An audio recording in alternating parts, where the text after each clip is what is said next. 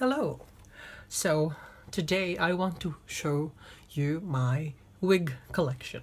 Now I collect wigs because I do participate in a lot of personal artistic projects, and I need wigs so that I can portray different people.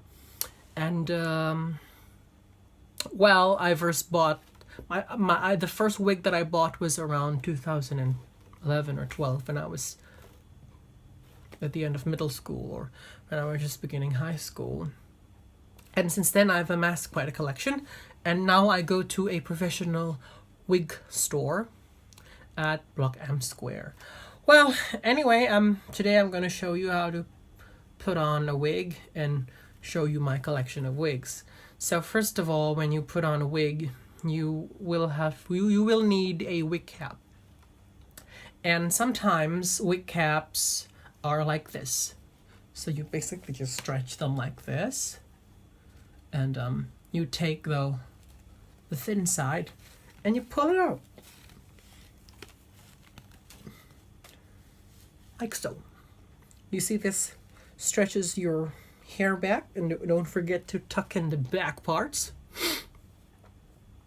And just put it on your, exactly like a clean look with your hairline. Or you can show a bit more hairline like this. I personally prefer a clean look, so that strands of hair like this, they don't show up, right? And then you tie it. But I personally prefer a wig cap that's already tied. Personally, it's just easier. You know, I sort of just do this. But sometimes I think this kind of ruins the cap, because these are very sensitive. See, you just need to do that. I have 3 types of wigs: the ordinary wigs, and then lace front wigs, and then I have ones with clips, or they're sort of like extensions. So I'm going to show you later. So this is one of the first professional wigs that I bought, 2014, I think. And it's one of my oldest wigs. And well, just let me show you how to put it on. So basically, you take the back here, the elastic part where there is no closed part like this, and then you just pull the stretchy part here, and you slip it on your head, and make sure that the wig cap is inside and it does not slip. So this is the wig. Initially this was black and it had a different style, but then I had it trimmed and I colored it a bit of gray. So because this is sort of a hard consistency, you know, when people color their hair, they tend to be a little bristly, and it's the same thing happening here. This wig is very bristly, like it's very, very hard. That's why I don't use this wig much anymore. But I've had a lot of professional moments with this wig. This is the look that I often go for. This is a very like a uptight older woman look. But as you can see, you know, the hairline isn't very realistic, because this is not a lace front wig. This is a normal wig. But anyway, this is one of my first professional wigs, so I have some precious memories of it. Then of course there's the lace front wig. So lace front basically has the illusion of a hairline, and these tend to be a bit more pricey than the normal ones, than the regular ones. But again, that depends on the style of the hairline. This one is, you see this part, this is the lace, gives the illusion of a hairline, but it's the hairline isn't very clearly defined here. Anyway, let's put it on. So this is one of my current wigs that I use for my character and the fill. So little thing slipping out there. All right. Whew. Aha. Ooh. Aha. Ah, see? Now this looks slightly more realistic than the one before, doesn't it? And it does have a more natural color to it. Just comb it. As you see, this is a very beautifully styled wig. It's one of my favorite purchases, and that's why it's the wig that I use to, you know, to portray my character, Tante Phil. And yeah. But as you can see, you know, the hairline, the lace front makes it look like it's a hairline. Usually people put on foundation on it so that this disappears, or they just snip it. Extension wig. And since it is an extension, I won't be needing this wig cap. But it is sort of tricky to use this kind of wig, because you have to comb your hair properly in order to install it on your head. So because of the style of this wig, I want to part my hair in 3 parts. The middle and the sides.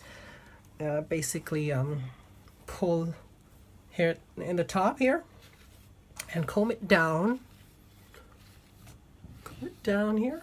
All right, so I have this, this, and this. But when I put on the extension, I want them to comb at the front so I can put them easily. And I will look like this. And this is the wig that I will use. I look like Cousin It. Excuse me. But basically you want to put it the same way, but the difference is extensions usually have clips. And you can snap them open. And before you put them on, you have to snap them so that they'll clip on your hair.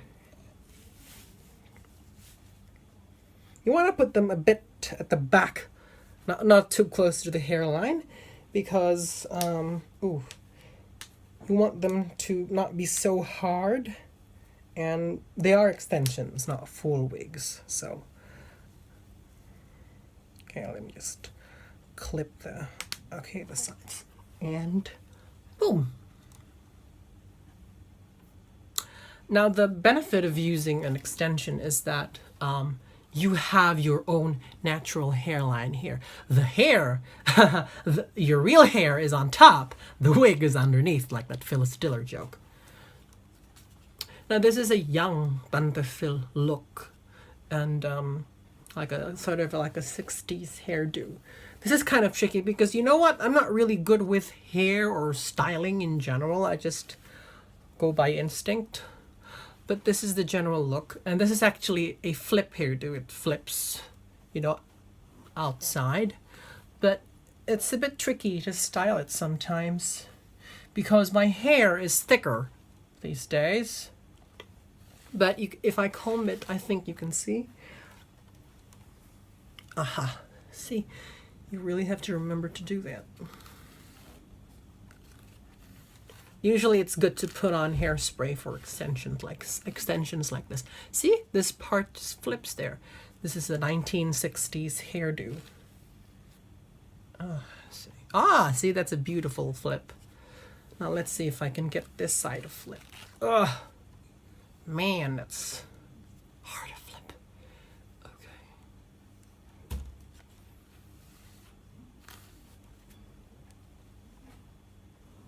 Okay. So this is the extension wig.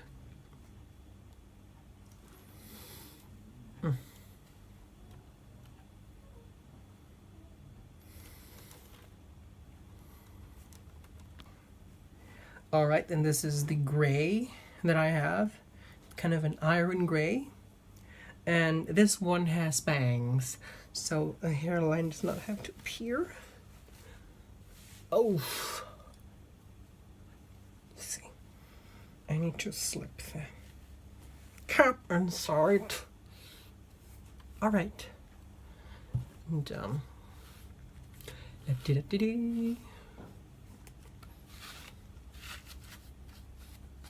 so with hair like this, you want to sort of tease it so that it'll have more of a volume to it.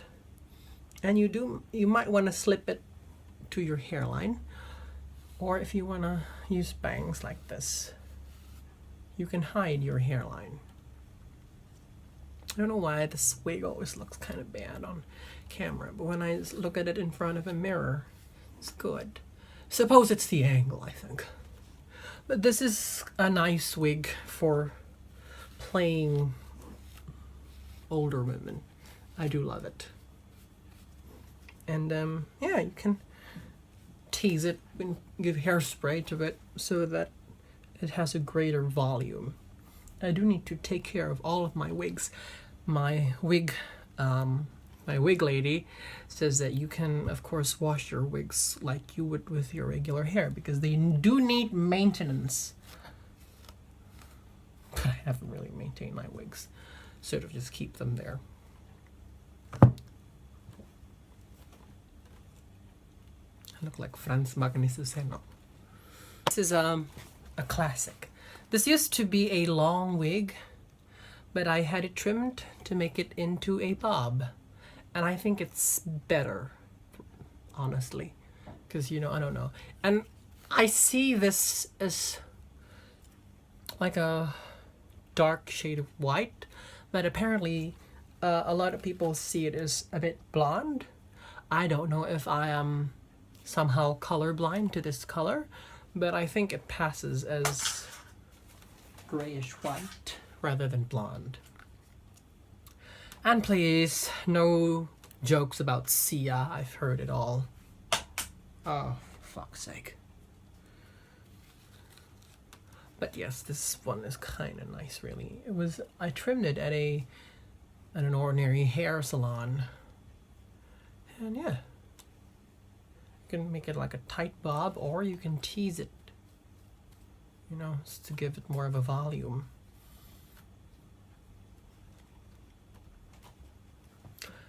Bob.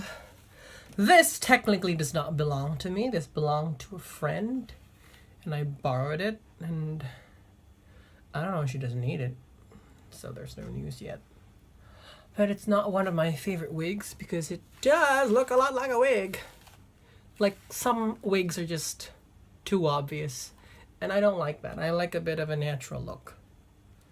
And the hairline is sort of confusing sometimes. And I don't know. But yeah. God, I really don't like bangs. For someone who has bangs, I don't like bangs.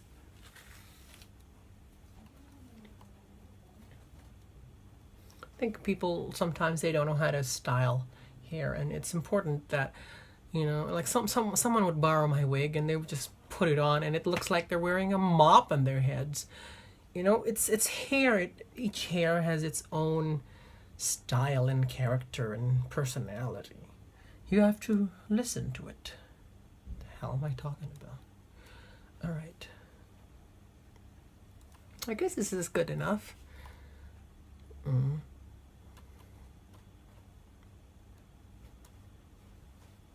Rather old wig. I forgot where I bought it, but this is a regular wig, and it's it's an afro wig. And I mean, I don't really use it anymore because it's, I don't know, it's a bad quality wig. And yeah, well, it's a cheap wig anyway. But you know, I'm not someone who can pull off this kind of hair. And, you know, I see a lot of people who, you know, think of themselves as funny and they put on wigs like this. I don't know. It's kind of racist. But, well, this hair has history, you know, it's one of my older wigs, so, well, I still respect it. This is one of the more expensive wigs, and I don't know, when I saw it, I just had to buy it. Because it was, even though it was expensive for a wig like this, it was affordable. And this is lace front. Ooh. And it has clips. How wonderful is that? Haha. Now see, this one is absolutely gorgeous. And it has a more natural texture compared to the one before. It was just weirdly kinky. Now this has character. This has volume. And it has a hairline. It's lace front. This is one of the best purchases that I have ever done. You see, when you pull it here, it looks like it's your real hair. This is a very well-made wig, and I absolutely love it. I'm thinking of someday tying like a Victorian bun. Edwardian bun. All right. This is an extension, but it only covers the front part, and I need my back part tucked in. So basically, I need to do as I do and tuck this in. Get in!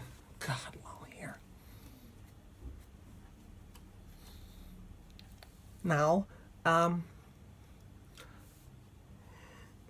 you just do this. You take your hair, just the front part. And this is a bit difficult to do because you actually have to pin the cap. All right. And then once you've covered the back and you did your front, you put it on. So this is a wig that I use for cosplay once to portray a movie character. Okay, this is hard as shit. Okay. You insert the comb, the front and then the back, and all right. And ooh.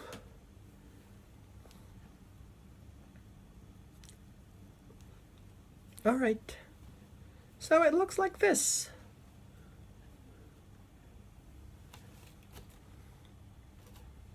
It's a bun. It's kind of tricky sometimes to try it on, but I think it's when you do it right. And you know, because this is gray and my hair is black, I have to hairspray my color in with coloring with gray so that it'll fit better. But sometimes this look can be nice. And you just have to pin these bits of hair falling out, and see, looks like real hair.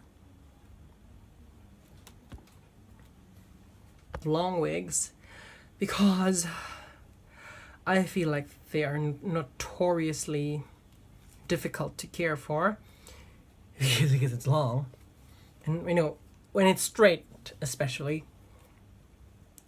So let's see. All right, this is a lace front, but this is a good example of a good wig gone bad, and I really do need to care for this one.